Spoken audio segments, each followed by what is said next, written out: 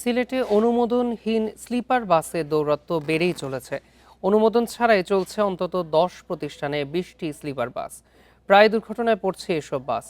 পাশাপাশি নিম্নমানের সেবা, অতিরিক্ত ভাড়া ও যাত্রী হয়রানির অভিযোগ রয়েছে। এরই মধ্যে অভিযান চালিয়ে কয়েকটি প্রতিষ্ঠানকে জরিমানা করেছে বিআরটিএ ও প্রশাসন। সড়কে বিলাসবহুল যাত্রার প্রতিশ্রুতি দিয়ে চলছে একের পর এক স্লিপার বাস, কিন্তু নিরাপত্তা ও অনুমোদনের প্রশ্নে উঠছে নানা অভিযোগ। গেল 7 আগস্ট ঢাকাগামী ইউনিক পরিবহনের একটি বাসের সঙ্গে মুখোমুখি সংঘর্ষ হয় সিলেটগামী বেঙ্গল স্লিপার বাসের। এতে নিহত হন ইউনিক পরিবহনের 9 যাত্রী।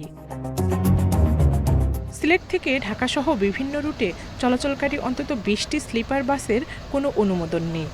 স্লিপারে তার কেউ না চড়ে, এটলিস্ট এই লং ডিস্টেন্সের জন্য 500 কিলোমিটার ডিস্টেন্সের জন্য কেউ যদি না চড়ে, ওইটা আর কি সাজেশন থাকবে। আর যাত্রী সেবার মান নিয়ন্ত্রণ বা মান উন্নত করা এটা ওদের দায়িত্ব আসলে।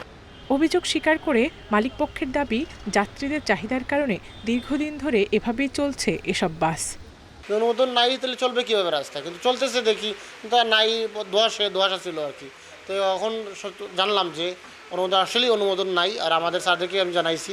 হাত ভাঙ্গা পাও ভাঙ্গা, ওনারা বসে যেতে পারে না, তো ওনাদের বেড সিস্টেম যে গাড়িগুলো লাগে ওনাদের জন্য এই গাড়িগুলো খুবই আরামদায়ক। অনুমোদনহীন বাসগুলোর বিরুদ্ধে ব্যবস্থা নিতে মাঠে নেমেছে সড়ক পরিবহন কর্তৃপক্ষ বিআরটিএ।